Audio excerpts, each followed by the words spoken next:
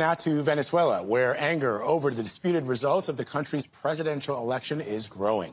Violent protests erupted in the streets of Caracas yesterday, and at least 11 people are reported dead. Demonstrators are demanding authoritarian ruler Nicolas Maduro accept defeat. He is claiming victory, but his opponents say they have evidence showing they won the election. President Biden and other world leaders are calling on the government to release the voting data from Sunday's election.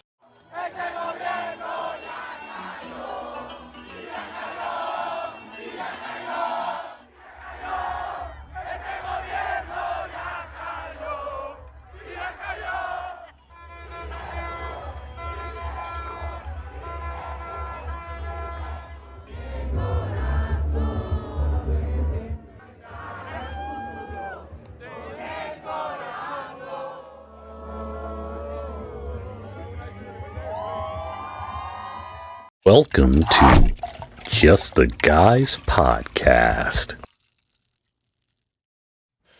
What up? Happy New Year and welcome back to Just the Guys Podcast, where our mission is to bring back shame, because shame is the feedback necessary to bring correction to what's destroying our communities. And what's destroying our communities is oftentimes rooted in communism. Now, guys, the biggest news this week happened in the dark hours of January 3rd. It was the capture of Nicolas Maduro, the socialist strongman who's ruled Venezuela since 2013, and he was the hand-picked successor to Hugo Chavez. Now, this is the end result of a system that promised dignity, equality, and justice, and delivered corruption, drugs, and fear. And here's why this matters. We're watching echoes of this same ideology rebrand itself in American cities with different language, different faces, but the same moral framework. Socialists tell us regime change is evil until they want to wield power. They call strength immoral until they control the levers. John Eldridge once wrote that gentleness only has meaning if a man has strength. If you're gentle because you're weak, that's not virtue, that's incapacity. That's the difference between peace through strength and peace through submission. So tonight we're asking the question that cuts through all of that noise and nonsense. But do you stand with Trump or in solidarity with Maduro? Guys, what's up, fellas? What's up? How you guys doing? Happy New Year, man. What's going on? Reason, how you been? I can't complain. It is another beautiful day in the neighborhood. Right on. Soldiers, man, you've been missing in action, man. How you been, brother? Been good, man. Been good. Happy New Year to everybody. Happy New Year, man. And Gimpy, man, what you got going on? Not much, man. In-laws just left, so freedom. He's just under the socialist regime himself. So. Yes, the socialist regime of in-laws. They came to view their colony. Right on, man. Guys, make sure you go ahead and hit that like button, share the Just the Guys podcast. Go ahead and subscribe. Hit the notification bell so you know when we go live. And just to remind you guys how we do this, this is our live show, so definitely join the conversation, join in live. But on Wednesdays, we release our condensed, edited version of this podcast. So that comes out. The podcast version comes out on Wednesdays. Don't forget, you can super chat the show. You can support us, and that way with the memberships as well, because the live streams, the full live streams, do go to members only content once the podcast edition is posted. So guys, before we get into the hot topics of the day, man, New Year's, man, you guys set any New Year's resolutions, man? Reason, you got anything you looking forward to this year? You know what? I'm looking forward to being a little bit more disciplined. I'm looking forward to spending time with family a little bit more. But you know what? Really putting my nose down and grinding to try to get some of these goals that I have accomplished, that I would like to accomplish with my health and, with finances and with things having to do with job, career, blah, blah, blah, all that good stuff. So write the vision, make it plain, put it down. And now we're just working the magic. That's all, man. Right on, man. Soldiers, man, do you set goals now, or do you He's like, I'm there already. or do you He runs his own country. What goals could he possibly have? I mean, I don't know. It's just hey, look, I have goals. I don't do the New Year's resolution thing. I have nothing against it. I just have never done that. So, like Reason, I have goals centered around health, because that's key to longevity, right? You want to be here for and with your family and enjoy the prosperity that you're building. I've got a niece who is headed off to college. She was in is in a pre-med type of program with Harvard right now, and she's doing really well. So I look forward to being around in 12 years when she starts practicing medicine.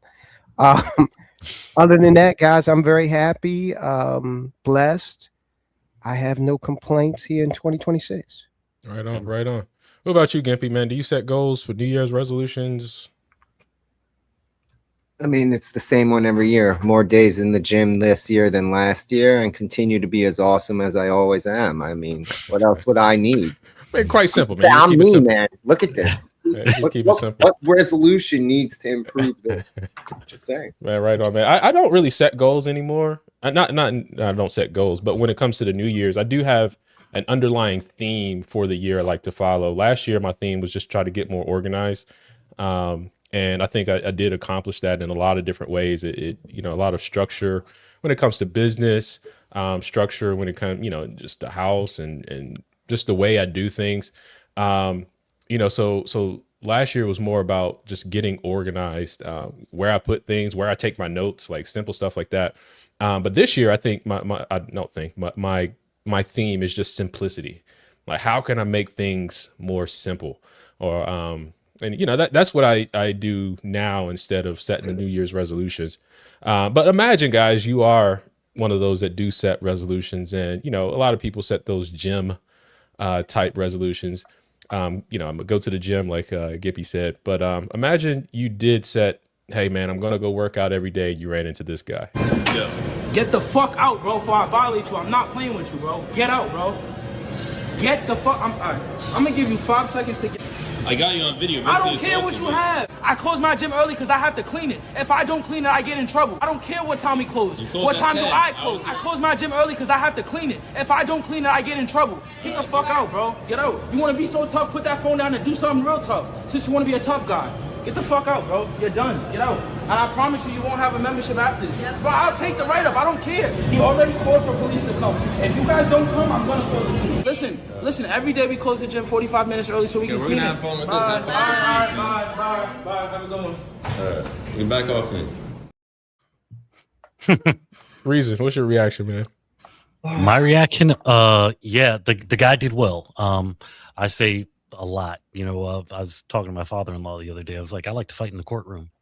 Like, it's the easiest way to fix. And quite frankly, when the gentleman said, step down, I do something right now. You notice he walked away right after he said that. He said, step down, do something right now, then proceeded to walk away. This guy right here gave a classic, just a master class on how to get yourself fired and how to make sure you don't get hired someplace else. Soldiers, would you walk away from your fired? So yeah, he did. I mean, he had to, man. Yeah. Soldiers, would you walk away from your New Year's resolution if you ran into that guy? Oh, absolutely. The guy handled it perfectly. He never even raised his voice when dealing with that guy. Guy's got anger issues, a lot of estrogen flowing through his veins. And I'm sure this guy that was the guy who's got the membership, he probably has a lifetime free membership by now. Okay. Just wild stuff. But it was a classic example of a stoic man versus one of these over emotional males. And look who won. Okay. Yeah. So, I mean, is this, maybe a result of those, like, I don't know, labor laws too, or like even overtime? Gimpy, what you think? Because the guy's talking about, the gym closes 45 minutes earlier than the close time because he has to clean it. What would you think would made him even consider that instead of, if the gym closes at 10, you get off at 11? Because he won't get paid. No, because he won't get paid. That's it. Because the company won't pay him after 9 or whatever. When he shuts that door, his shift's over and he has to clock out, dude. It's company policy that pissed him off. That's why he made that choice because he could get away with it till that moment. And then that was the moment someone said no, a customer. I'm sure this wasn't the first confrontation with customer. But dude, that's why I built the gym in my house, man. That's why I got the squat rack. You could see the Bowflex, and I got all the weights and everything because I don't deal with that shit, man. Yeah, man. Alex said the retail stores closed 10 minutes before official closing time because of cleaning. Like, but I'm just saying, if your posted hours are closed at 10, and that annoys the gym me. Is not. Planet Fitness doesn't close 45 minutes early so they can clean. Right. Planet Fitness is here and they're cleaning behind you when you're there at the end. That's what I thought. I swore Planet Fitness is 24 hours. Some of them. I've been there at 4 a.m. I've been there. No, that's not every location. Yeah. Oh. Some of them are. Oh, okay. Some are. Some aren't. So any of you guys want to check out some new music? Like, did anybody like kind of set that as one of their goals this year? No, because I have a feeling I'm going to try and reach through this screen and choke you after this. There's a deep dread right here, right, audience, right here, that whatever happens next, I'm not responsible for. It's called justifiable homicide. Oh, Lord. Jesus Christ. I mean, we got AI music that's taking a it's taking hold of culture, and I guess you got to get some attention some way. So there's this new, and I haven't actually heard this yet, so I may be a little bit more shocked. I've already been traumatized. This is live. Yeah. So yeah, this will be my All right, go ahead and roll. Wait. Well, before you do it, soldiers, I want to warn you. If you're somebody who has pacemaker, some form of corrective device, you might want to not be here for this. Got you. Just say. Check this out. Cripple. Yeah, she was a cripple. Yeah, she was a cripple.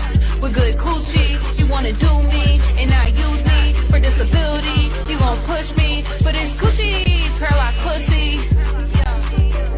Coochie crippin' on him. Coochie crippin' on him. Coochie crippin' on him. Coochie crippin' on him. Legs don't work, but his coochie still squirt. Wow. Wow. That was AI, right? Yeah. And I would like to officially I just want to thank I warned you. What? I want to thank everybody here in the chat for joining us on the last Just the Guys podcast. Dude, that is hands down. Oh, I never seen nothing like that never invented. Ever. Oh my god. So is that AI? Was that some real person? No, that's some real shit. Are you serious? I think. I don't know. I hope it's AI. I really hope it's AI. But someone posted it in the Metro Conservative, one of the Metro Conservative people threw it in the Instagram feed. And I was just jeez. If that's not AI, we are seriously screwed. If that is AI, because somebody had to prompt that if it's AI. No, I could see some deranged 15. There was a human behind it. Either way. But at 15, that looks like the mind of a 15-year-old. As far What as did I just watch? Paralyzed pussy. Hey, look, what? Yo, they were lifting themselves up to twerk.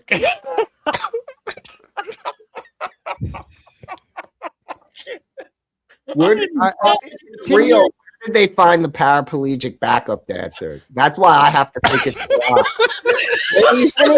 paraplegic backup dancers. Exactly, Mark. Exactly, Mark. Oh, hilarious.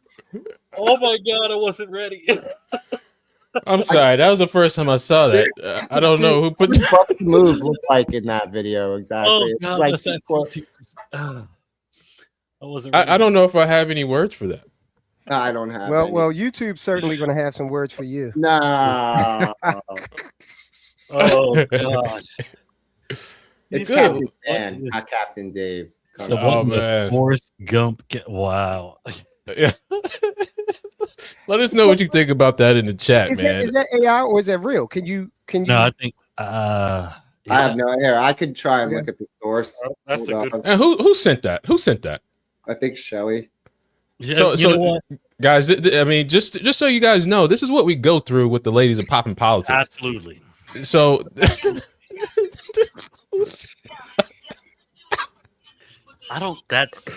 so you guys, that was a live first reaction from, I believe, all of us. now I wish you could have saw me like when I was. It's real. Hold on, no way. If you go look at the post, it has like an official song track rolling across the bottom. So the song is real. It's not AI because it like here on the bottom, right? It tells you under the name of the thing. Wow. Yeah, are you You know, so you know how they have WAP? Would this be like CAP? Pop? Just like Pap? We're in a race. Ass pussy. CAP. We're in a race to the bottom. We're in a race to the bottom. Oh man. Is there any further we can go if this is real? Yeah, you didn't think we could go this far until No, I imagine this. This I can see. What should we say? What should we say to people like that? I mean, who? Which people? The people anybody. Yes. That they're toasters. The people who made it need to be shot. The people who are dancing to it, I guess they need to be shot too. But Metro Conservative Media does not condone any violence. Yes. And views of the panelists aren't necessarily the views of Metro Conservative Media. Is that better? We should smother them to death with love. Lord, man. I mean, look, because I do want to, we are conservative, we conservative podcast, and like this stuff is degenerate that's out there, man. This is. That's why. Seriously, I blame this is why. You are a terrible emissary. Separate. Hold on, one at a time, guys. This is why you have to You have to separate yourself. You have to say, "I'm not watching these types of TV shows. I'm not listening to this type of music. I'm not patronizing these types of movies. The whole Stranger Things, that whole thing. Okay, I refuse to watch the third season. I'm not doing it. I've heard they're on season 5. They're on season 5, bro. Whatever. Okay. I won't be watching it, whatever. Now, what happened with Stranger Things? I've never seen an episode. I'm sorry. Well, first of all, Stranger Things started out as a dynamite series because especially if you grew up during the 80s. In the 80s. Yeah, the first seasons were pimp.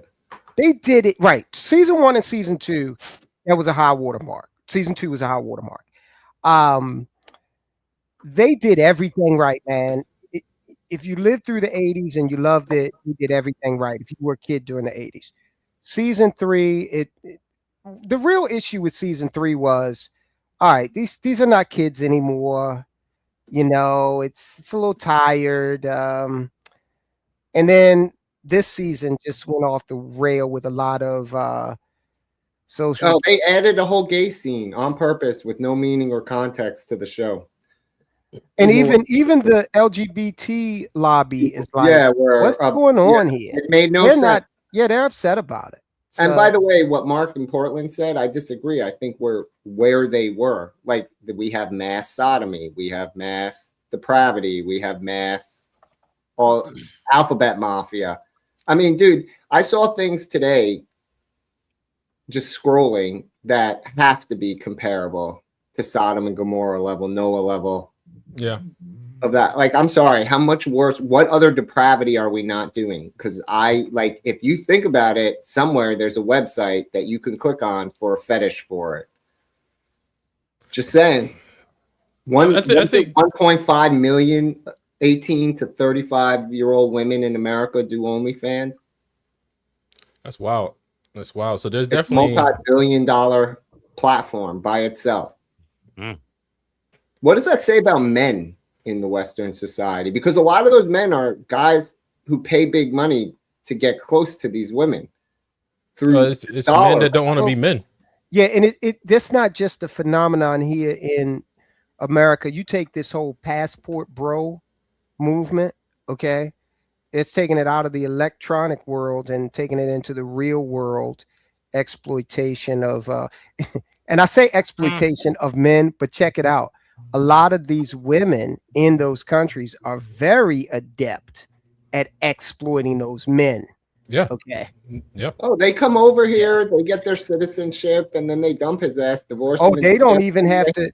They don't even have to come over here. Okay, Yeah, you Oh, go. no, I'm over just to- saying, like I'm just saying, and as a hypothetical, they're on the scam as much as anyone else, man. Mhm. The Yeah, I ones mean, who volunteer for that. I think it's more of a 50-50 thing, I believe, because the guys that get it stay. They're like, you know what, we're not, I mean, there are a lot of channels out there you could watch where the guys, they go, they stay.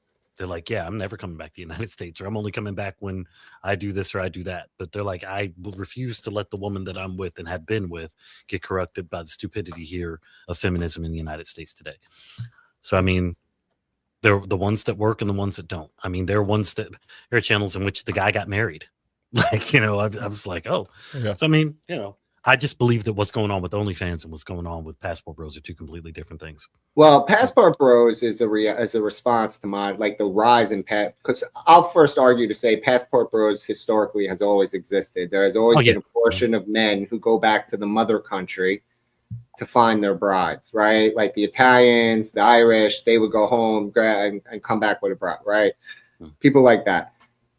Now, I think it's a reaction to fourth wave feminism, right? Men just gave up with, why am I going to spend money here? I have $20,000 stacked in the bank. I'll spend $6,000, go to Europe for a month, right? They have all these organizations that'll help me. And I do that with air quotes because I don't know what exactly to call them, right? And I'll find me a nice, Eastern European, Central Asian, Taiwanese, people who are less affected, and I'll get myself a foreign bride. But that's not the same. The OnlyFans thing is something different, right? You get this. Like my favorite example is the OnlyFans chick who posted a picture of the fat fucking dude who just spent $10,000 to hang out with her. He gets a kiss on the cheek. She takes that $10,000 and takes her boyfriend she's been making content with and posts for the next 3 weeks in Europe. Right? That's what I'm talking about. Yeah, why are these fat kids thinking that $10,000 is well spent money? Yeah, they have a difficulty of separating fantasy from reality. You go and you see a movie and you see Robert Downey Jr. dress up like Iron Man and fly off into the sky. You can separate that from, fantasy from I strapped the microwave to my chest and jumped off the roof to see if I could fly.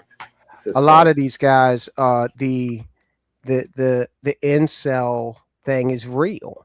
For a lot of guys, And I'm sorry, can I ask a serious question? Getting heartbroken by a chick just made me double resolved to go out for the next one. Why is it wasn't it the same for you fellas? And why is that totally the opposite? Now it's, a chick broke my heart, all chicks suck. Yeah, that is a weird phenomenon that I think is inherent in this millennial generation. I can actually talk to that.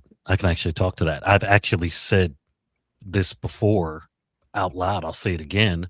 The reason that there is such a change now is because the guys today have no issues saying that the two biggest problems having to do with women present day were the first chick I was ever with and my mother. And when you have a foundational issue of you having problems with your mother foundationally, what happens is there is no, we have a lot of guys today that were raised by single moms, a whole lot of them. And I'm not talking black culture, I'm talking the United States in general. Sure. So now what happens is that they're sitting here like, we're at a culture today in which you were raised by someone that subconsciously you don't like because of the way that they were towards you. Then you end up getting with somebody who has the same traits as the one who raised you, and that just makes it worse. It's this backdoor, really backwards subconscious thing that people have hatred towards their mother, and because of it, the guys today, Oedipus complex. late Jesus, dude. You know what? I'm sorry. I really believe that. No disrespect to what you're saying. You're probably 100% true, and I'm sure everything you said is 1,000,000% accurate. I'm not challenging it, so don't take what I say next as a challenge. But fuck all that. All that is noise. I'm sorry. I'm a grown ass. When I was 15, I remember the first time a girl I really liked rejected me. I got there's more fish in the sea speech from my mom, right? My dad told me the baseball speech that didn't work out the way he wanted to, right? Like you get the series of cliched nonsense from whatever. It just made me think, well, okay, I didn't think, oh, I have a shitty relationship with my mom. Oh, this girl broke. Hold on, let me finish. No, I was like, go ahead, continue. I don't think, oh, this girl broke my heart. I can't trust any of those women. They're all scheming. And this girl, like, you know, I'll be fair, for a kid, it broke my heart. I'm not unwilling to admit that. But like at the end of the day, dude, the next hot chick I saw, all that was yesterday, and that's tomorrow. I'm sorry, like that. Okay, I get you. That yesterday is all we look at, and not like, because I have trauma. You have trauma. You're never going to be trauma free. My parents weren't perfect. People I know weren't perfect. I got messed over. I got robbed, whatever. When did it become we spend all our time interested in what happened here instead of how I fix it there? Okay, think about it. Think about what we were talking about before the show. This is the exact same instance right now. You and I and Bling's a little older than all of us.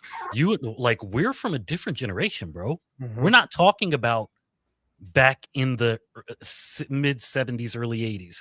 This is millennial Gen Z issue. Some things that work for me that tear it up, dude. That have, I mean, when they're single, they have nice relationships now with very nice ladies. But, dude, I'm sorry, no. This general concept that the trauma defines the tomorrow instead of making the tomorrow reshape the trauma. That's what I don't understand, because that's the shift. The shift is not don't chase women, because plenty of dudes still chase women. It's why is it that when they hit a brick wall, when they hit an adversary, right?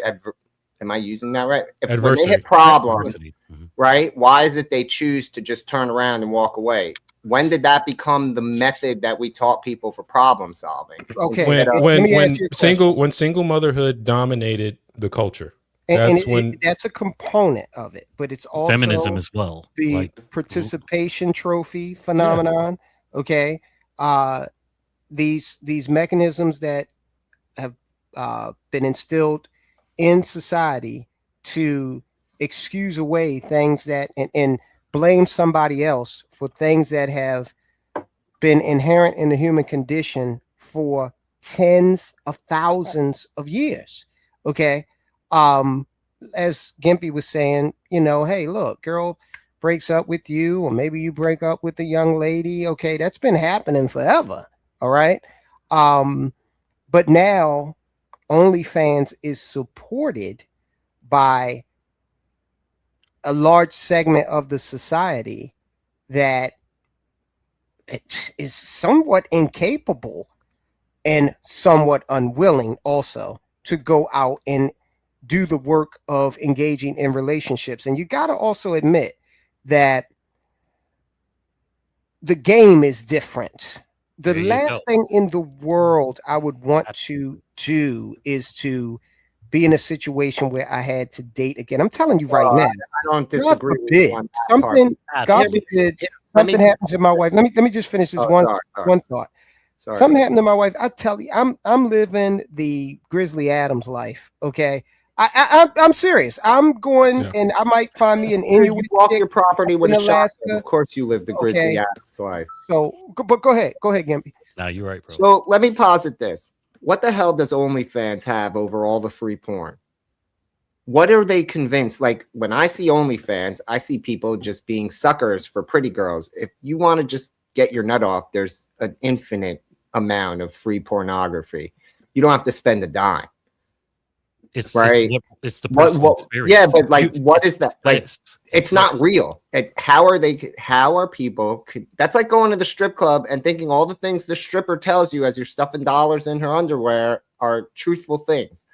Do you understand? No, it's about dopamine, man. I think it's about the dopamine hit. Yeah, it's about the dopamine. Let me say this real quick. 979 DJ Young. The digital stripper is going to give you your dream if you pay her enough. It's the fact that you're interacting, right? So first off, I guess with porn, right? I guess you're just watching and experiencing, but then it comes from then you now get to interact. You get to pay for an interaction, and then now they get to respond to your request, and that's why the whole Grok thing is true. Go ahead, soldiers. Go back soldiers. to 979 DJ Young C says the game is the same, nothing's changed.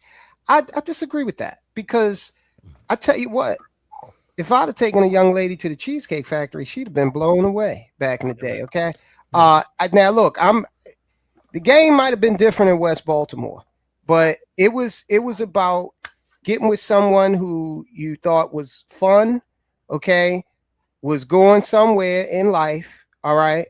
But it wasn't. I see a lot of pressure on these young men today, up to and including if you don't prosecute that relationship correctly and you leave that and she's dissatisfied, hell, you might hear from her in 10 years when you made your first million. And she might want a cut of it. Okay. So she'll be pregnant. So I will say that from my perspective, oh yeah, things were cool in the gang back in the day on the dating scene. There was not a lot of pressure. You could date a woman at your job back in the day. Now tell me the game hasn't changed. Would you do that today? Okay. Can I say something real quick at the end of that? Also, we have to take into consideration that the game has really, it's not the same thing anymore at all. There is no, I mean, I think what happened with us is a rarity. I had a young lady who took a chance on me 20 years ago, actually 19 years in a couple weeks from now, right? No, there is no growing together and building together now. There is that doesn't work anymore. We have a lot of young ladies whose thought process is, you know what, let me get my job, let me do my career. And then, you know what, I believe that the men will be waiting for me at the end of the line, at the finish line, when they've already done the work, and just no. So the game is 100% changed, because that aspect of, you know what, I'm going to be 23 with a guy who's 23. We both have nothing, and then we build up together. That doesn't happen anymore at all. Dude, there's no need. There's no need. That's not a realistic dream for someone now. A kid growing up. Oh, you're right. Portal to the whole planet in their hand. And because of this portal in their hand, they see how the richest of the rich live as if it exists beyond less than a percentage of the right. Because you have all these influencers who fake it. They all imitate. It's all art. It's not real. And I'm being nice when I say that. By the way, Kung Fu CJ with the $2 super chat. I am living the fast and furious life. That you are, buddy. That you are.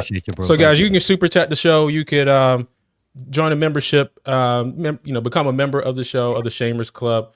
Also, make sure you guys check out the channel. Of course, we're here, Just the Guys. At Just the Guys on YouTube. We're part of the Metro Conservative Media Network. We're here to, again, bring back shame. Make sure you guys check out our older videos as well, because we're building a library of content that I think is relevant to the culture. Because we are exposing communism and exposing how communism has influenced a lot of elements of our country, our society, our culture. Before we move on, I actually want to share this because I just saw it. So I'm going to share this because it's actually going to bring us into our next topic. Here we go. Venga por mí. Aquí lo espera en Miraflores. No se tarde en llegar, cobarde. And now, if you don't know, now you know.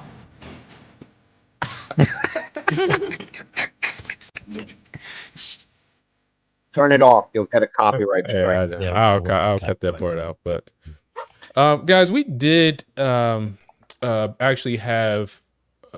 I don't know if you guys remember the episode where we had a socialist on the live, and we had Davon Love, and I keep going back to this episode because I think it exposed a lot. And if you haven't watched that episode, you really got to check it out.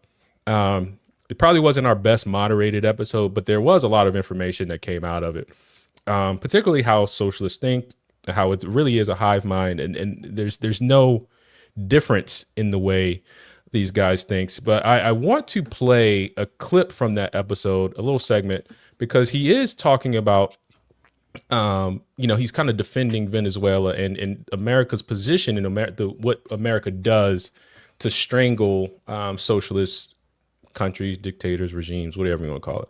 So I'm gonna play this. A set of comments first is that, and I'm gonna go back to the example that I was going to give.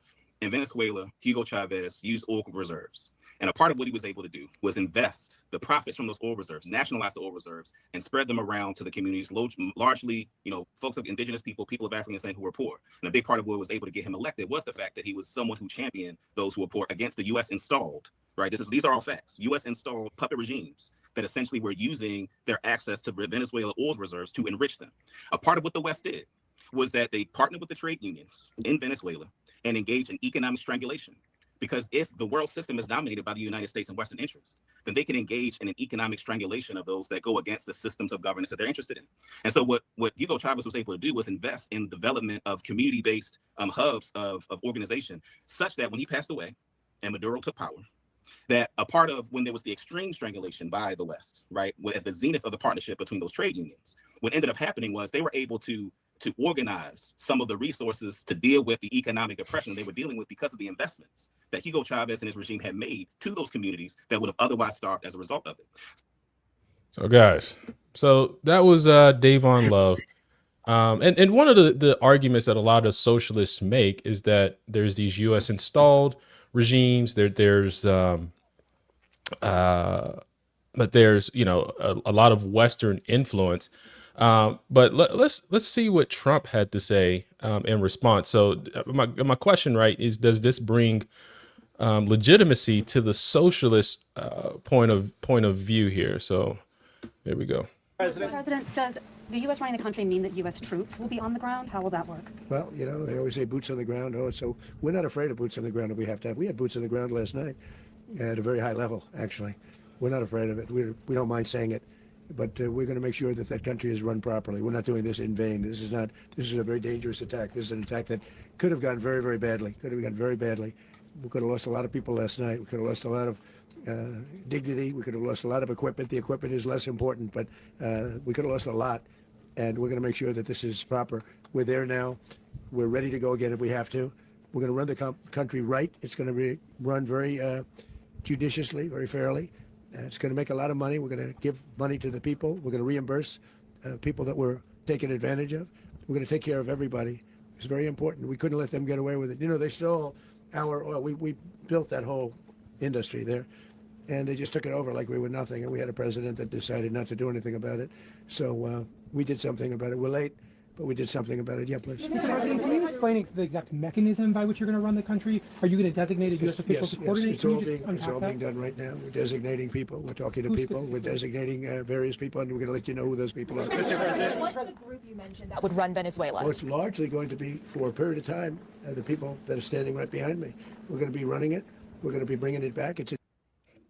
All right, guys. Tyrone, I want to get your kind of an immediate take on that, because, I mean, if we're looking at it at face value, what Davon was saying is true, right? There's U.S. installed puppet regimes. But, as we opened up the show today with a mashup of people, one, rejecting the Maduro dictatorship, but also celebrating that he was, captured. So, I mean, what is your kind of immediate take on that, and how should we combat that in argument? Well, we don't have to combat it. It is the reality, and it's the same thing that socialist countries do. China, the USSR, they propped up Cuba, okay, and they had a great deal of influence and strategic interest in Cuba. Cuba started to influence South America. China influences African countries, okay, and other Asian countries. This is what countries do. It does, and this has been the case since the existence of countries. Countries will do things that are in their interest, and if that means wielding power in such a way as to influence a situation somewhere else in the world that will benefit them, then that's what they do, okay? And it's time for people to grow up and start to understand that this is how you get the abundance that you have in the United States of America. This is how you're able to walk into a Walmart and have an overwhelming selection of junk food, for example. This is why you're not paying $7 a gallon, unless you're in California living under that socialist regime, for a gallon of gasoline. So we need to, and if you don't like that, then here's what you can do. You can opt out. You can say, I'm not going to drive on these roads that were made by oil. I'm not going to use plastics. I'm not going to use gasoline. I'm going to go back to a 16th century version of life, sans conveniences. Okay. Now, here's the other truth. Nicolas Maduro lost the election. That's not me saying that. That is the Assembly of Venezuela saying that, and the international community. He refused to leave. All right. That's a fact. This is the reason why Venezuelans are dancing in the streets while Democrats defend a dictator. No Kings. The No Kings group is now defending a dictator. And this is the last thing I'll say on this. As far as the oil is concerned, Venezuela mismanaged the oil infrastructure after they socialized the private companies. They took the profits to fund social programs. They didn't reinvest any of the money into the infrastructure, okay, to continue to draw oil and distribute it and refine it. And the other thing, my notes here, price controls. All right. They instituted price controls. They took that country. Hugo Chavez, who was the predecessor to Maduro, took that country from the single richest country in South America to a country that before Chavez died and during the transition when Maduro was coming in, they hit 800% inflation. People were literally, women and men, you talk about OnlyFans, were selling their bodies to get money and getting animals out of the Caracas Zoo to slaughter and eat. That's what socialism did. So when you get a Davon Love that comes on and wants to espouse the joys of socialism while living in a capitalist country, he hasn't left, okay? He lives right here in America. So when you get that type of disingenuous attitude, and then he wants to make all of these excuses about why, if socialism was so strong, why the hell does it keep failing against capitalism? Yeah. So, I mean, Trump is saying that he wants to go get the oil and the infrastructure. We built it in Venezuela. Gimpy, what, how do you respond, man? Should we be doing this, or I know you're like nation build, or are you saying like we should stay out of this? You're muted. You're muted, bro. Paxa Americana. That's it. That's the answer. American peace. Same way the Romans did it. Take every inch. The Monroe Doctrine. This whole hemisphere is ours. Every country should be under our thumb. I'm sorry.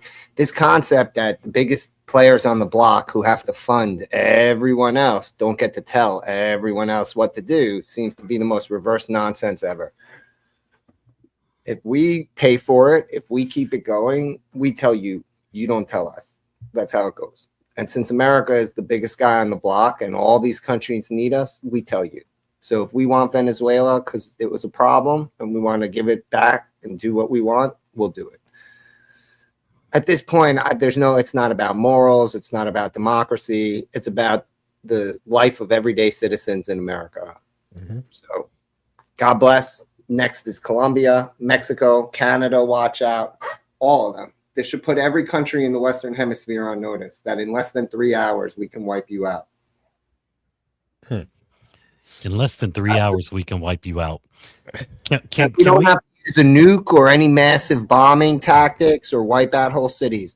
Strategically, using all 3 points of our triad, the Air Force, the Navy, and our armies, we can find your leaders, take out your Navy, take out your military, and you'll be able to do nothing.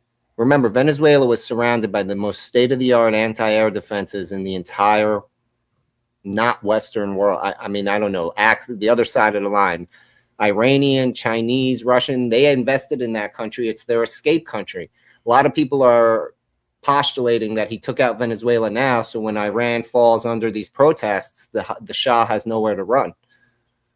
The Ayatollah. Take them in. Yeah. Russia's not going to take them in because they don't want to deal with messing up the peace treaty stuff with Ukraine. Venezuela, they can't hide. But back to my original point, that nation had the most, what they call the most state-of-the-art air defense systems the rest of the world has to offer that isn't us. And we literally took like this, eradicated it. He said in a span of 3 hours. First, I'm going to just get this out real quick. $10 super chat for Shantia Fraser 7059. Good evening, you guys. Hello, beautiful. How are you? Thank you for that.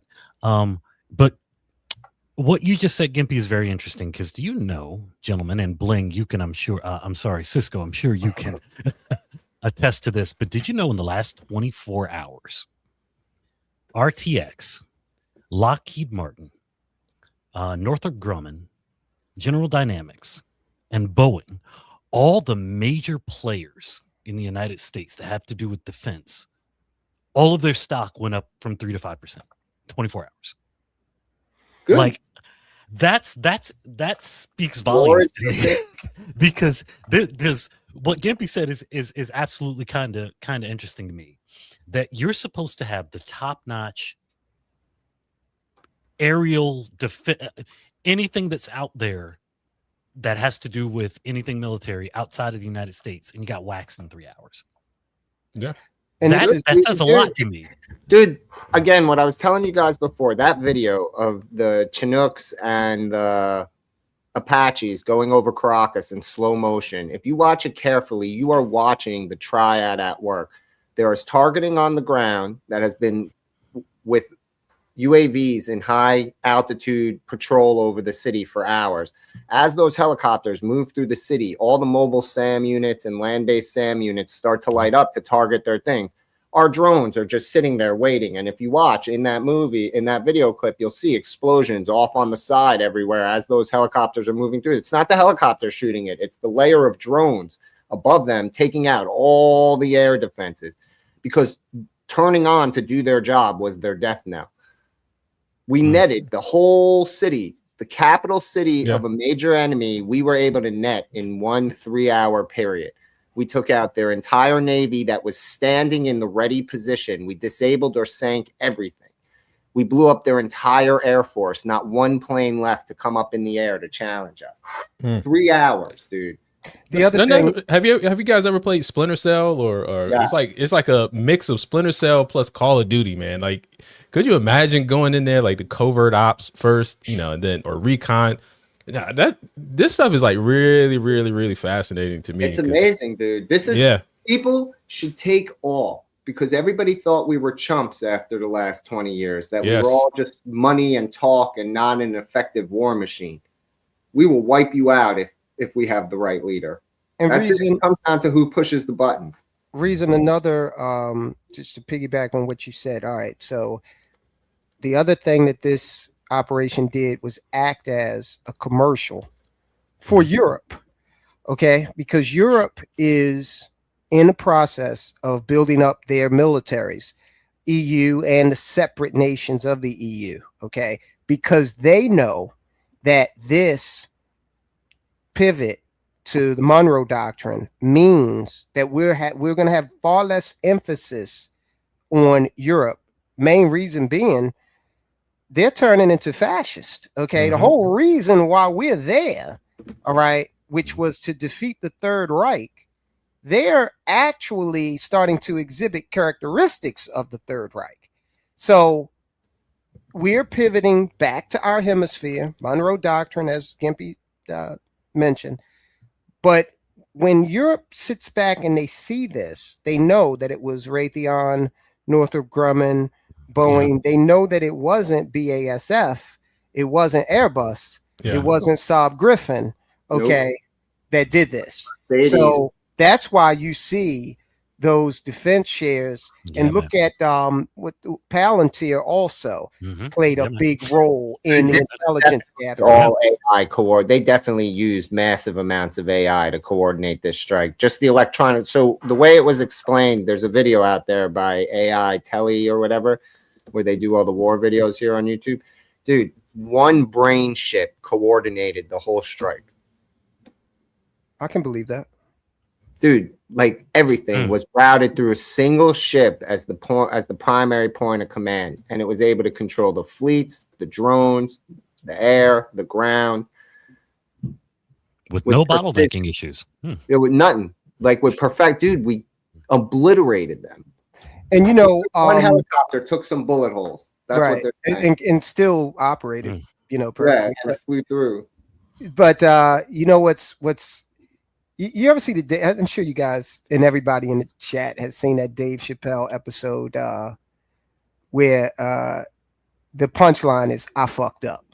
Okay, Maduro's on that plane like, man, I fucked up, because if you listen to the press conference, they gave him an opportunity to leave the country comfortably. Yep. And just go into exile. Okay. And so they gave him an out. He didn't take it. I am telling you, the world of the other side of the line. I'm sorry, I didn't mean to jump in, but they believed because of the way we left Afghanistan, we were done. That our military was an empty shell of fancy fighter jets, drones, shit that can kill you from 40,000 feet. That's it. They thought that all we were was a remote targeting system. Today they saw that every aspect of our military fires on perfect cylinders when we need to do what we need to do. It's the guy sitting in the Oval Office that makes all the difference. Today should demonstrate why presidential elections are important. Absolutely. Now let me say this. Puppet master, bro. I'm serious. Let me say this. The one part that I'm not keen on is us getting bogged down in Venezuela. Venezuelans have to Venezuelans have got to look at this and say, we fucked up, okay, by inviting the socialist Chavez in, okay, and what did we get for it? We got 800% inflation, okay, a totally wrecked economy. No one wants to. It's not a destination spot, all right. Passport bros don't even talk about Venezuela. You know, so what did we get from this? It did not work. New York City residents, take heed. Okay. Yeah, we're gonna get to that. We're gonna get to that in a moment. Just to wrap it up real quick. Look, if we're there to make sure the elections run such that the person leaves if they lose, you know, which was Maduro. But all right, cool. But we've got to wield influence, and we can do that from DC. We don't necessarily have to, because that's the thing that eventually is one of the things that contributed to the fall of the Roman Empire and is contributing to the fall of the US dollar by having all these far-flung engagements. They're going to name that lady the Peace Prize, the one who won that didn't take power. They're going to. He said we're going to designate people, so he's going to pick her. Of course, she told that he won the election. Right. He's going to pick her. Her and Rubio are going to work out the deal. If the military doesn't comply, we'll send more special forces in to force them to comply. They'll restack the military with loyalists, and then we'll be on our way. He's not looking to occupy it. He's looking to control just the oil fields, just the gold mines, right? He's just looking for the money in it. He's not trying to build the nation. He's going to let Venezuela build the nation with the constant Damocles sword hanging. Dude, it is Pax Americana.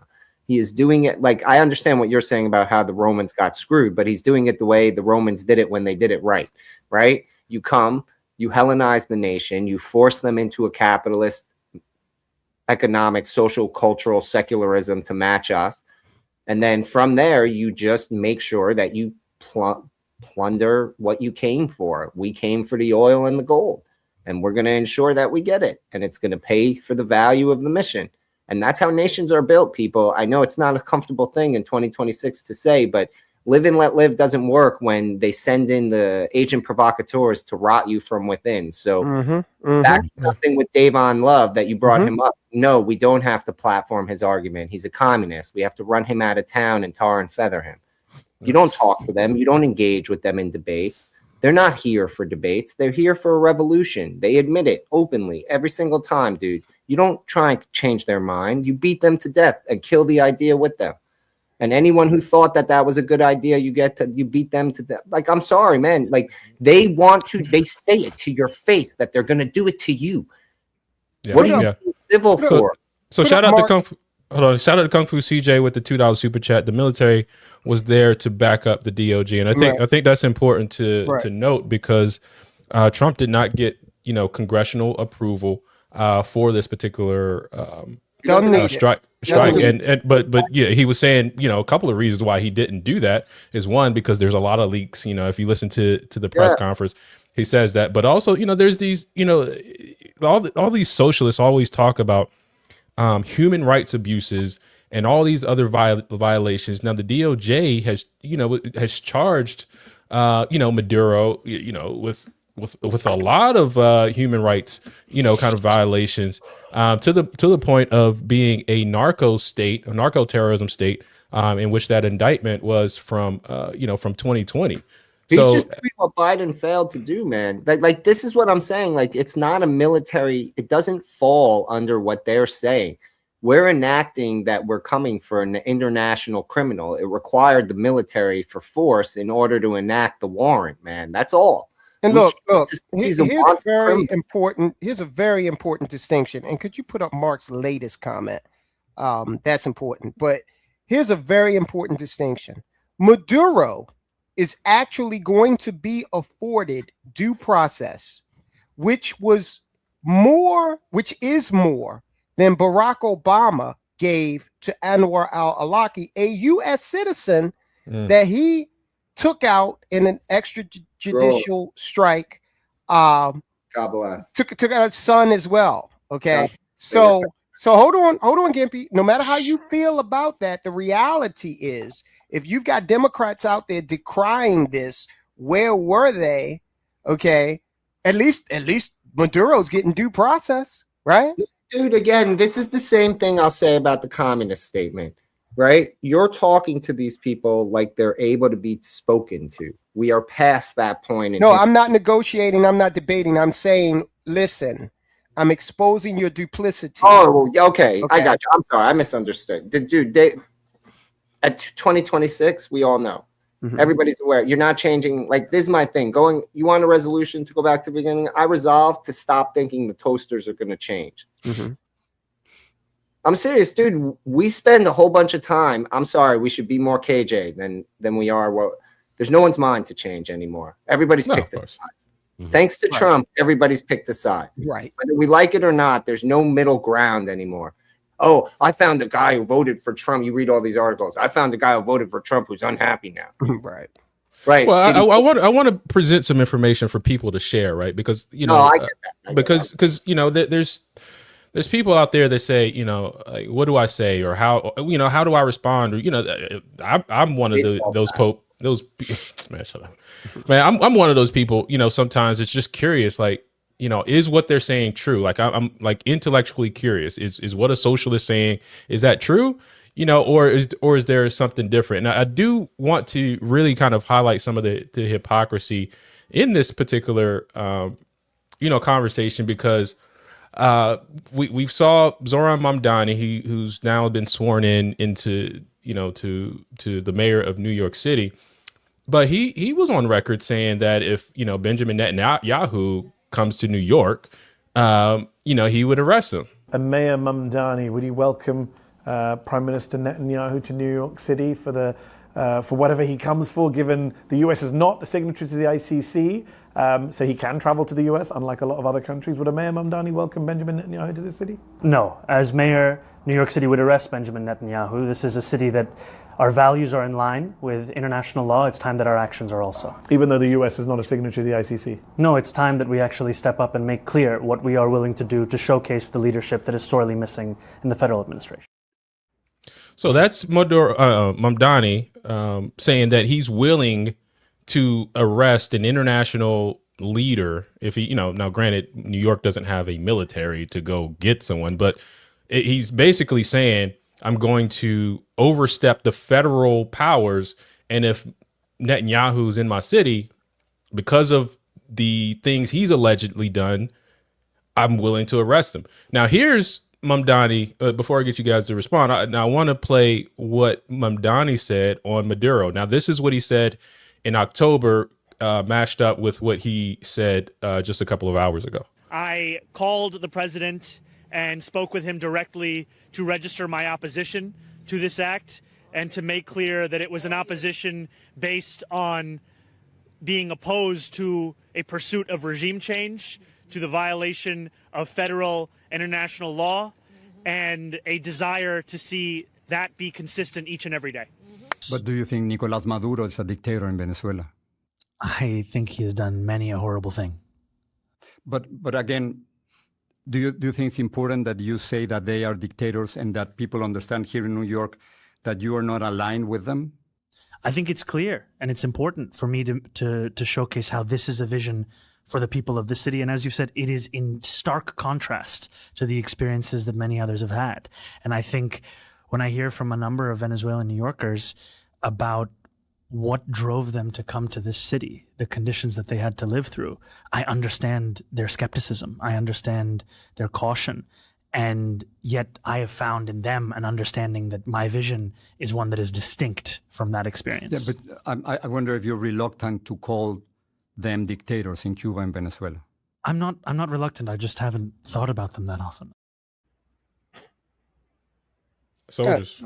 Look, as far as arresting Netanyahu, look, any cop that follows such an order would be a damned fool.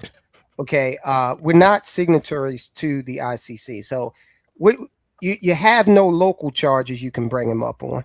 All right, so that would be the quintessential definition of a false arrest. Mm-hmm. It doesn't go anywhere. There's no mechanism. Hold on, there's no mechanism to charge him with anything. Okay, so he truly doesn't understand how the world works. Okay. He just does. So to all the cops up there in NYPD, if this fool decides to tell you to do something like that, don't do it. There's no legal mechanism to get it done. As far as how he feels about Maduro, really, who gives a damn? We're gonna watch this circus show up in Manhattan with him over the next 4 years, and I guarantee at the end of the day, we'll be proven right. Mm-hmm. What say you, Gippy? So first and foremost, I would love to see them get through the layer of shin bet that protects Netanyahu, like when they try and arrest him. That'd be interesting, because first of all, it would break all known diplomatic norms we have in this country, right? Because like you said, to dovetail on what Cisco said over here, it's no legal jurisdiction of the New York City cop to serve the ICC warrant. So that would be an issue of, once they did that, no diplomat would feel safe in the United States, and diplomatic immunity for the whole, if you can't control cities. But second, I mean, the shin bet will kill all the cops that try. I mean, there are guys who are trained to kill anyone who gets near Netanyahu. So it's not like America where they'll tackle you and no, they'll shoot you dead. So God bless. But the whole thing that you see with Mamdani. So first of all, I'd like to call Barack Obama's presidency back. I found 2 more citizens he can drone strike extrajudiciously. Hit that interview. But that's typical bullshit, man. In one thing, it's like, oh yeah, I'm politically aligned with this idea, so I'm all gung-ho about it. And then, this one, if I start saying things out of line, I'm going to disgrace my base, who are all communists and love these dictators, right? He's a politician. And the fact that like New York got suckered by this guy, that he's going to do good by them, it just shows how stupid we are. Like, dude, I'm going back to my resolution. I'm not changing any of the toasters' mind. Mamdani is the peak representation of that. He is the greasiest. He's a failed rapper. Right. Like, it makes sense with a guy like Trump. He's a billionaire. He's a celebrity for decades. Everybody knows who Trump is. Mamdani is some young, like, baby-faced kid with a beard. Like, what are you talking? Like, how did you fall that this guy's going to run the biggest city on earth effectively for you? He promised you some shit. Do you not watch, like, The Simpsons or Futurama, where the aliens always come and promise us shit and we elect them? Yep. Like, was that not enough of a warning? Yeah. So how do you respond, Reason? Yeah, if reasonable suspicion, probable cause, and there's Gimmy's 100% right. I mean, like diplomatic immunity is real. They would have no reason, no right. Nothing would stick. I don't know who he just said. I don't know how he pronounced it. It'd be like the people that protect him would shoot all the police on on site. Yeah, Shin Bet. What are they called? Shin Bet. They're the Secret Service in Israel. Shoot all of them on spot or on site, and I believe that would, and probably it would probably be considered. They see nothing wrong with it internationally. But do you see the hypocrisy in the socialist argument though? Like I was trying to get to that. Yeah. I was trying to get to that. I was like, Okay. that's just that aspect of it. Okay. The issue is that Venezuela, since what was it, 1950 until now, so that's 75 years. That would be considered technically 2 generations, right?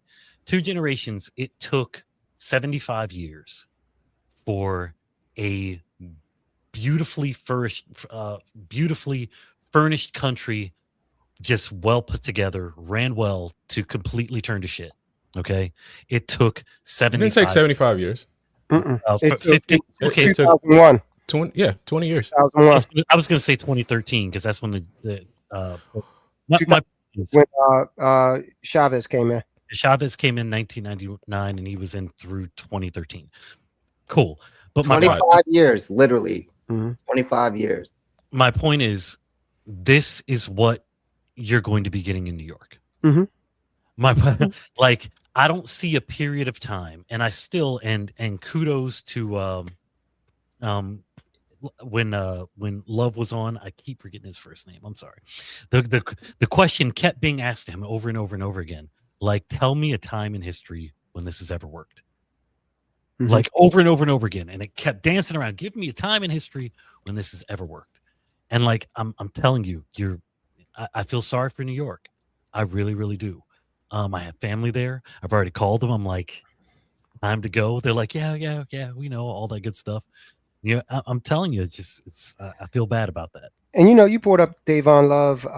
He continually excused the performance of socialism without recognizing that, if you build a prototype car and the damn thing won't work, okay, and you've been trying to make it work since the 1920s, okay, and it still doesn't, then maybe that's a failed design. I mean, when do you arrive at that conclusion? When you see the people that originally came up with the idea, okay, they abandoned it, all right? The other big player in China said, hey, look, we could play this game with a socialist government, but in order to feed 1 billion people, we need a capitalist economy. So they abandoned it. Cuba has actually been like a sci-fi movie frozen in time, okay, because they want to stay on that path. Okay, so if this design keeps failing, and you keep saying, oh, well, it's only failing because the evil capitalists won't let it succeed, well, then it can't succeed then. So you're acknowledging that capitalism is more of an economic force that defeats your ideology every time it's tried. Yeah. No. He'll insist because I tried to make that argument. He'll insist that no, it's that capitalists undermine socialism. It's not a defeat. We undermine it. See, by existing, we undermine their ability to exist, right? Like this is, and the reason why I'm making this point is it's important. I've learned very recently that you really have to listen to these people, because if you don't listen carefully, like how they're saying it, the context they're using, and you just, draw the ideas out like you normally would talking to a non-ideologue, you miss a bunch of shit. These people drink their own. They're not like lying to us thinking that they know the truth. They believe this shit. And their brain rewires itself to make this, that it's not that it defeats it. It undermines it. It suffocates it. It chokes it out. It's like cancer to it, right? So that they can maintain that they're the glory good while we're the evil. But what we're really doing is showing that we work and they don't. Right. It's important when you talk about a guy like Davon. But my question, I mean, at least when I'm looking at this, you see Venezuelans eating their cats and dogs. You see Venezuelans standing in line for fuel, to, you know, for gasoline, and then they may or may not get it. You see hyperinflation, and you see Maduro being protected and living lavishly. And this is without U.S., you know, interference as far as, you know, what happened last night. You know, how do you defend that system? And then, you know, it's dude, we sanctioned the fuck out of them right away. But if you're doing so well, right, and you have the skills and your system works, shouldn't you be the example of what it means to be a successful socialist country? Like, I just don't like, if 25 years isn't enough time to demonstrate that socialism works, and if you know, I don't see the masses of people celebrating in the streets. Now, there will be some people celebrating, but the masses of people celebrating in the streets if our economic system falls today.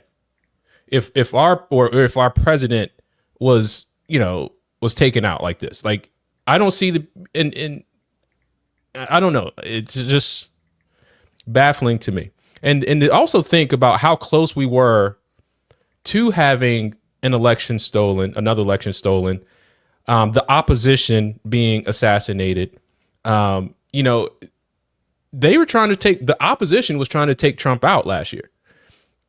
You know what I mean? So it's just to think how close we were to this Venezuela status, this Cuba status, this North Korea status, right? It's just, you know, to me, it's mind blowing how close we were to really losing this country, and how quickly, you know, with someone, you know, especially demonstrating all the characteristics of a loving father, defending his homeland, defending this country, saying what you need to say, and actually doing what you say you're going to do. It's amazing to see how quickly we can turn around. I just want to get you guys' thoughts on that, man. I know I said a lot. You know, Reason, you want to chime in there? Yeah, you're 100% correct. And the problem is that, you know, what we're so used to in the last, since a little after the civil rights era, we're so not used to having what is considered strong masculinity. It's considered toxic now. You know, when you put your foot down and stand 10 toes down on something that you actually believe in, you know, or tell the child to shut up or get up when you fall down, not trying to do it. Why do you keep falling? You know, when you have men, strong men in their place, and they actually act like they're supposed to, and they're not walking around with green hair or standing outside of an event with a bunch of rainbows with no clothes on, you know, stuff like that. When you have men who act like men, things get done. I mean, there's unapologetically. And that's the point. And I'll land the plane and digress very quickly. There's a story that I was just reading in the last couple of days, and they were talking about how this young lady came in and she decided to create a culture, you know, a new culture inside of the workplace. You know, is a bunch of engineers, you know, who are standing in a room and they're yelling and screaming and talking about ideas and how one thing isn't going to work, and you know what, no, we're going to bottleneck this and that, and the code doesn't work, and blah blah blah, and all that good stuff. And that just turned, and the basis behind the story was she came in and she's like, we're going to turn all of this stuff into a place that's more diversified. You know, we're going to have to be like this and like that, and coming up with the synergistic, all this crap coming out of her mouth, right? Long story short, 3 months later, everybody left. Like, all of the people quit and then the entire business failed because they weren't allowing the men to be men. Yep. You know, it's just, you have to allow. It's amazing. You have to have boundaries on anything, man. If you want to build a business, you have to have boundaries on it. It can't be just everybody, oh, you know, what do you want to do? What do you want to do? You know, love is love, or anything, man. It's like anything, you need a direction, you need a leader, you need boundaries, structure. And, you know, it seems like, you know, these socialists just want to ignore all the principles of life, and just ignore all these things. And I think it's important also to kind of recognize how Hugo Chavez came into to power, and like Venezuela's move towards socialism began with him, because basically he was trying to root out corruption. You mean Chavez? Yeah, Chavez, Hugo Chavez. Yeah. Oh, okay. Yeah, Hugo Chavez. My bad. Mm-hmm. Yeah. So, hold on, where was it? So basically Hugo Chavez, the populace, he's a popular guy. It was because people were discontent with corruption, inequality, and those type of things, which led to, which is the same process, Mamdani has followed. And if you notice, he was formed the United Socialist Party of Venezuela. And when you hear Mamdani talk, he's not afraid to say he's a democratic socialist, right? He's literally following the same process, the playbook, play by play.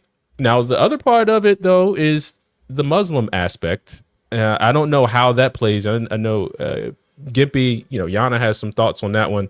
I think there was, I forgot who said it, but there was some commentary on. They have overlap. They have ideological overlap. That's how they work. And the Muslims think they're using the communists, and the communists think they're using the Muslims. And that's how that whole alliance runs. Yeah. But he's not a Muslim. He's a Muslim ideologically, but he's a communist socially. So you think he's a communist first or Muslim? Well, so you said some, or maybe it was Reason. There's this thing. You're talking about what they say when they're trying to take power versus what they do when they actually have power. See, they say a lot of nice, fluffy stuff up front, for the people, but the way they enact it is through totalitarianism. Yep. So it's not like they ever live up to what they're saying. There's never a time period where it's that you're getting what they promise. You're getting some version of that where you're being forced into it, where it's not choice and you don't have a way to deal with it, to opt out. So ultimately, they're just lying to seize power. And something I wanted to say to you earlier is whenever a socialist, a leftist, a communist is talking to you, just assume they're projecting everything they say that you're doing is really what they're doing. So when they sit there and they say all that shit, they're just telling you what they plan to do next. You know what I mean? That's true. Yeah, sure. So when they say we're these awful people who want to oppress everybody, they're basically telling you that's what they're going to do to you if you let them take power, because that's what they think is what power does, right? The least oppressed people on earth walking around that they're super oppressed by their government. Comparative to all of human history, the United States of America is literally the freest that a human has ever been in all of human history. Yeah. No one is freer. And you could say, oh, you're not free. Okay. On some sort of sliding scale, yes, we're not chaos free. But compared to what it was to be a serf or live in ancient Persia, what was the average life of a Persian then? They just want the power. They'll say anything to get it. And they're just going to do everything they claim we're doing to keep it. Yeah. Guys, make sure you hit that like button, share, and subscribe to Just the Guys podcast. Again, we go live 6:30 on Saturday evenings. Of course, you can join us on the live stream, and you can catch the podcast episode on Wednesdays. We will release the podcast condensed version on Wednesdays. So you can join us live, but you also join the Shamers Club, and it can help support the show. Also, I got one more topic. I mean, not really one more topic. It's still about Mamdani, because he was sworn into office this week, and he took the oath. And I want to play this clip. Tomorrow, I will swear an oath and become the mayor of New York City. A new future feels very near indeed. Incoming New York City Mayor Zohran Mamdani will be sworn into office on a centuries-old Quran, making a first in the city's history. The 34-year-old Democrat will become New York's first Muslim mayor, its first South Asian mayor, and its first African-born mayor. The ceremony will take place shortly after midnight in a long-closed subway station beneath City Hall. Mamdani will place his hand on multiple Qur'ans, including 2 that belong to his grandparents, and a pocket-sized manuscript from the New York Public Library's Schomburg Center for Research in Black Culture. All right, guys. Hey, before we get to that, I want to bring on the S-Files. What's up, the S-Files? We can't hear you. This is my first time seeing S-Files live. How There you doing? Can you hear us? Yeah. Hold on. Okay. There you go. S-Files, it's an absolute pleasure, my dear. How are you? How you doing? Good. How are you? Outstanding. Awesome. It's great to see you. So I want to get your comment here. Do you stand with Trump, or are you in solidarity with Maduro? I stand with Trump, 100%. Tell us why. I don't know a ton about Venezuela and what goes on there, but I do know Maduro was definitely a bad guy. Like, I watch Jesus, the body language guy, and he's from Venezuela, and he absolutely cannot stand Maduro and what Maduro did to that country. Like, does he talk about the Maduro diet at all? No. Have you heard of that? No, is it like dogs and cats or No. So Maduro diet, it was a lot of Venezuelans would say they're on the Maduro diet, and you would see them like lose a lot of weight, and it was mainly because they just weren't eating. There's a mass reduction in food. So the Maduro diet was that there's a lack of food, lack of resources, and so that was a thing. Definitely check it out. Yeah.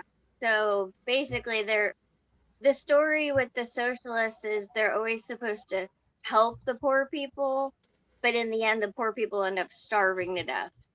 Pretty much is what happens. Well, no one's poor if everyone's poor, right? True. Yeah. Yeah. Well, thank you for joining us tonight, the S-Files. We look forward to definitely seeing you again. All right. Yeah. No problem. Bye. All right. Thanks for having me. Pleasure. Yeah. Yeah, man. And that was the S-Files. S-Files is probably one of MCM's number one super fans. So we definitely she's a big moderator. She mods everything. She mods Pop, you guys. She mods. Follow her. Follow her. Please follow the S-Files. Yeah, absolutely. She's definitely a fan. And then, guys, we are launching the MCM, or Metro Conservative Media platform. It's going to be launched in February.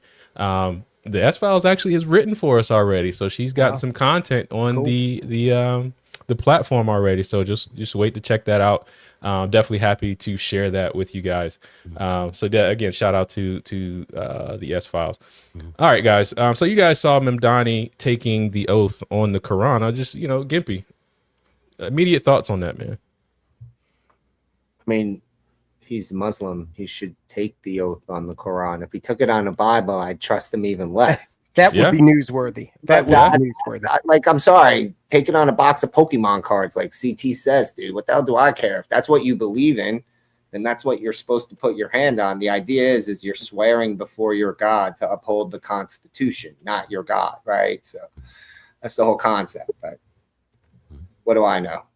The other super fan has arrived, by the way. Wow. He has to get on camera. He is on. He's on. No, he's not. He's not straight. No, that guy's. He looks like a ghost. Yeah. I'm with Gimpy. I'm with Gimpy on that. He's not the first politician to do that. Keith Ellison did it. Rashida Tlaib and Ilhan Omar did it as well. Yeah. So, what?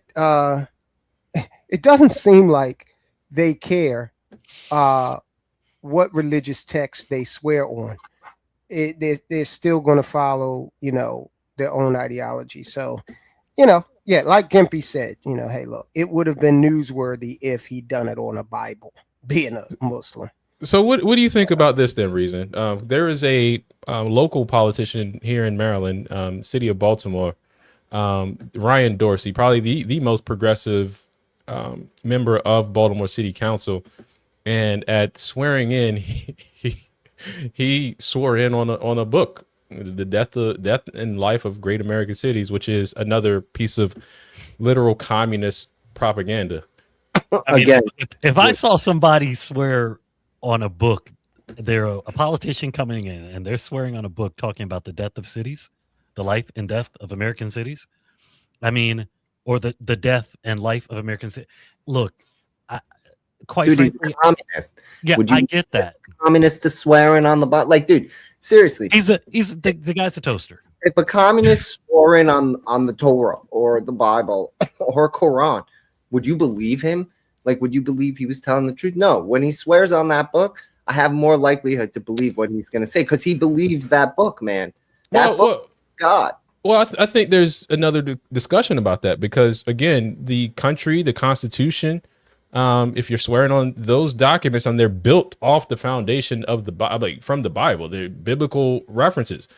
So, like, I get that. It's almost like it's a rejection of the Constitution, a rejection of the Judeo-Christian form of government. I mean, formulation of this country. Not really. You're shaking your head no, Blaine. Go ahead. If you go back and you look at a lot of the texts that the founders referenced when putting together the founding documents, they did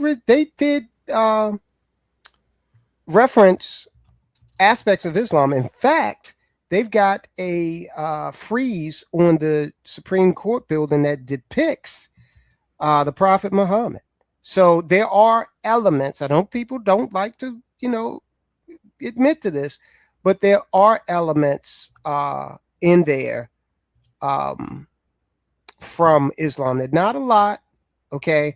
But then the other thing is that we have freedom from religion. Okay, so if somebody worships spaghetti monster, hey, look, it's not my thing, but we don't have a state religion, so we can't obligate them to swear on any specific religious text. I mean, I hear you, but I don't agree. And look, right. I'm a Christian. And you don't agree with the documents that you're defending in your statement because the documents that you're talking about literally specifically state you're wrong. That they do. Yeah, that's true. Right. True. That they should be able to swear on a box of Pokemon cards if they believe Pokemon is real. Sorry, buddy. And all that's great, but I just know Judeo-Christian values support the fact that if you don't believe in Judeo-Christian values, you still have the right to practice as long as it harms no one in the country. I get that. And we also need to take into consideration that there is a ton of Bible in the Constitution. Like there's what I'm saying. Ton of Bible in that's all I'm saying. Also, let me just say this. Think about the mindset of the people who came here fleeing religious persecution, fleeing the obligation to worship as the state dictated. Okay, that was the mindset.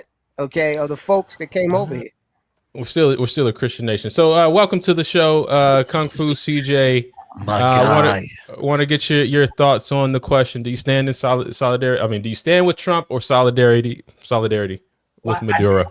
I did the survey thing. Yeah, I stand with Trump. I was in the Navy for 8 years. I was on 2 ships. We patrolled that area all the time, 6 to 8 weeks at a time. I've even had to board ships to inspect, make sure no contraband was coming over here. So I get it. And basically the DOJ was basically executing the warrant. He already been indicted in 2020. They just executed a warrant. And guess what? We sat out in the water and waited for something fishy to happen so we can blow it off the land or out the water. Simple as that. Do you think, I guess, the recent activities of blowing up the boats, I guess, kind of feed more into the case? Does that help build the case against Maduro, or how do you think that plays in to this particular action? It definitely helps. Think about this. We have satellites that can see your house from space. Mm-hmm. That means we got drones can see through your ship to see what you're carrying. And it's not like they were on tankers. They were on fast boats. Mm-hmm. Mm-hmm. You're not fishing in a fast boat. Those boats get up to 100 knots. That's fast. Man, look, Kung Fu CJ, you'll get this. You running 6 Yamaha 250 horsepower engines. You know you got no running lights on, okay? Right. Come on now. No lights. Sounds like a drive-by. Dude, all I'm saying is that you guys see, like, this is what, like, when I say Pax Americana, you guys are making justification. We need reason. No, they're our designated enemy. We don't need reasons anymore. Enough of that. This is the Monroe Doctrine, exactly how it was written, dude. Right? Like, he is the first president in my life. Like, even Reagan didn't do it like this. So I'm just saying, like, this is what the Monroe Doctrine looks like. This half of the world is ours. We own it. It's not a colony. It is all ours. It's not, everyone is a guest. We determine what happens. And, to your point, Gimpy, Maduro was a dope dealer, bar none. Okay. And you and I are familiar with Baltimore City. You gentlemen, everybody here is. Yep. Okay. In these areas of our country that have been, I watched, as Baltimore City devolved during the crack epidemic. Okay. And has never come back from it. All right. So damn Hugo Chavez and damn these guys that are running these drugs up here. I don't care one whit about them. Hugo Chavez is lucky that he got to get due process. The rest of these guys that they're blowing the hell. Hey, look, when I drive down north in Pennsylvania, I don't give a damn about these drug runners at all. Yep. Dude, the only time I think about these guys is when I see a clip of them going boom in my feed. And I cheer. I like every single one of those clips. I'm sorry, man. This whole thing that evil is supposed to be given a fair shake is ridiculous. It's ridiculous, dude. They take us for granted everywhere at our border with smuggling, with economics. We are the most powerful economics in the history of humanity. We have the biggest, strongest economic engine ever created by mankind, and somehow people are pushing us around. And the biggest, most powerful, dynamic military ever invented by human beings. And we're being told what to do, where we don't have the head of every table in every room that we walk into. The world doesn't shake to upset us. Like, I'm sorry. It's not about being loved. Love doesn't work. Right. The last 25 years, we could say, oh, we tried to be loved. We tried to build nation states. No, I think that's a bastardized view of what love is. I mean, because love is correction. Love, love cares, right? Like, love, it's not just allowing anything all willy-nilly. No, love provides structure. And we need to go back to reclaiming what a lot of these words really mean. Love, order, guidance, fatherhood for that matter. Because love, I mean, what Trump is doing is showing love.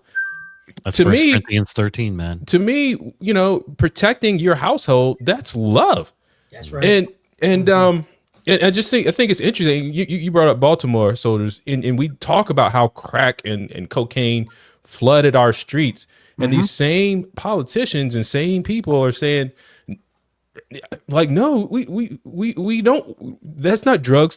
They're not coming. Yes, they are. How do you think the drug? And then you're saying the federal government put it there, and now it's the federal. you're accusing the federal government. The Jews. Yeah, you're right. But I want to show you guys. I want to show you guys this because I want to show you how entrenched this is. Now, this is from 2021. This was a Baltimore City Council resolution Now they have no skin in the game, really, in no way you can take any actions. But this is a city council resolution saying they're requesting federal action to end the embargo against Cuba.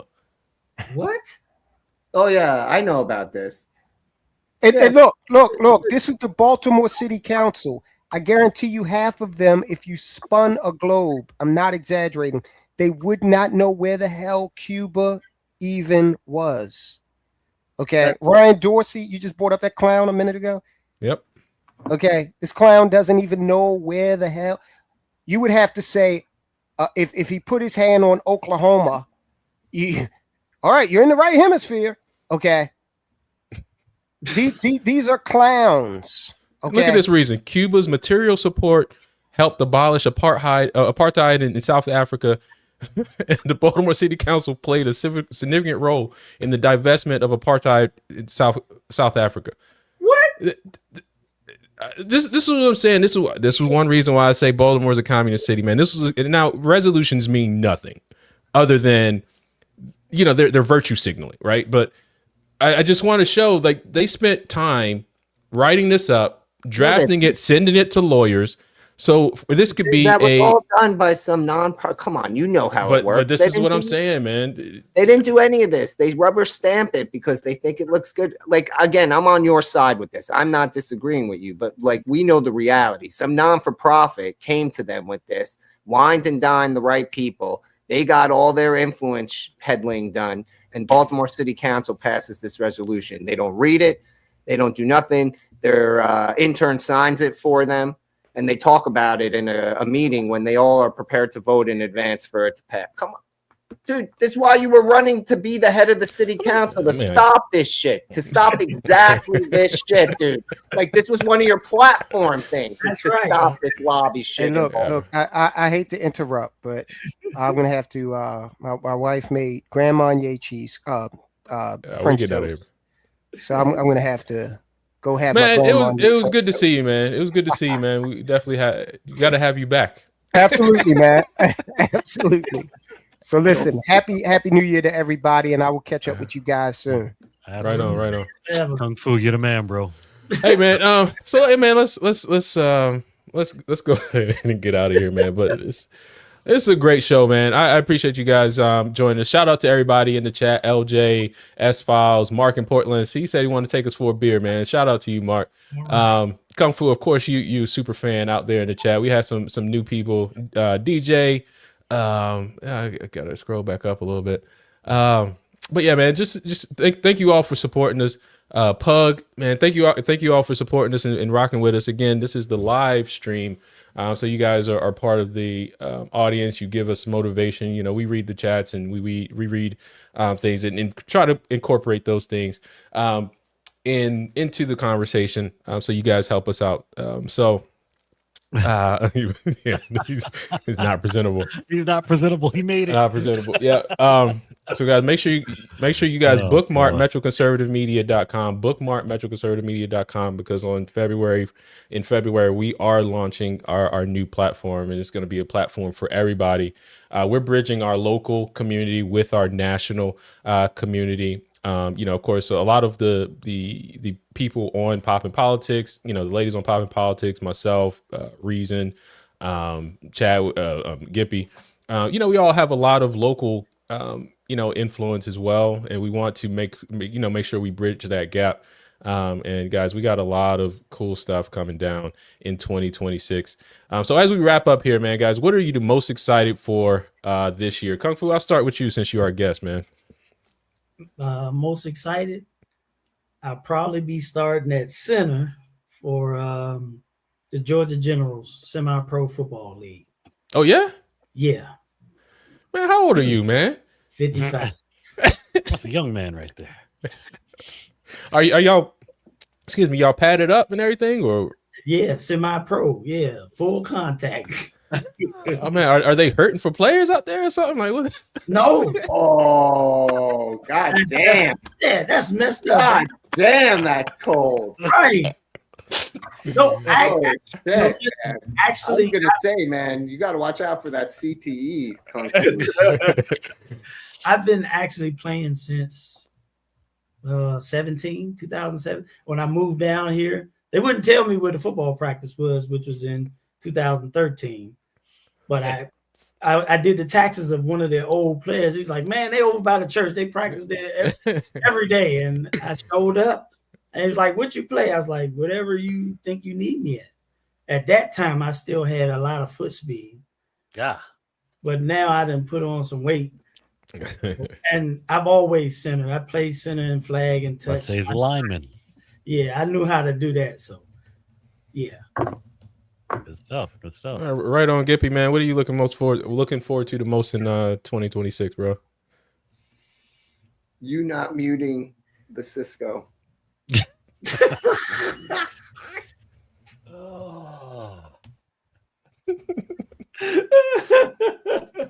Ah, man. You gotta put your foot down sometime, man. Me. Don't mute me. We do gotta come up with that shirt. Don't mute me, bro. Oh yeah, absolutely. Okay. Don't mute me, bro. How about you, Reason? Yeah, I'm gonna buy a toaster. There we go. I'm gonna buy a toaster. I thought slavery was abolished, but no. And instead of a T-shirt, every time somebody says something stupid, I'm just gonna lift the toaster up. Be like, you know what? Oh man.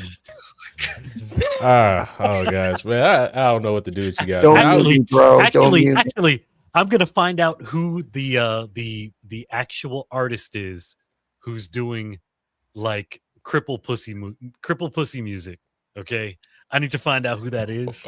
Why? And wow, why? Go to the original. Because I want to see if that's IG real post. or not. It has the song. I'm telling you, go to the original IG post she posted. Oh, that's real. You'll see it says it. It's scrolling on the bottom what the name of the Oh song my goodness! Damn, I've never seen anybody. CAP, bro. Hey, forget WAP. That's CAP. Cripple ass pussy, man. There we go. Guys, we are a conservative show. I don't know. Somewhat faith-based, yes. I can't. My gosh, man. Oh boy. man. Now y'all make what I man.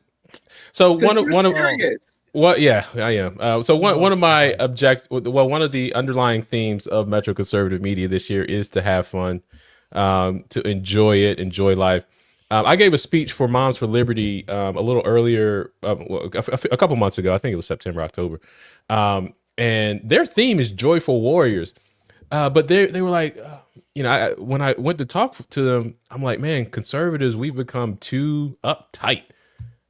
like, because we're so like, when you're looking at this evil that we're facing, whether it's Mamdani or if Kamala would have won or whatever, Kamala, however you say her name.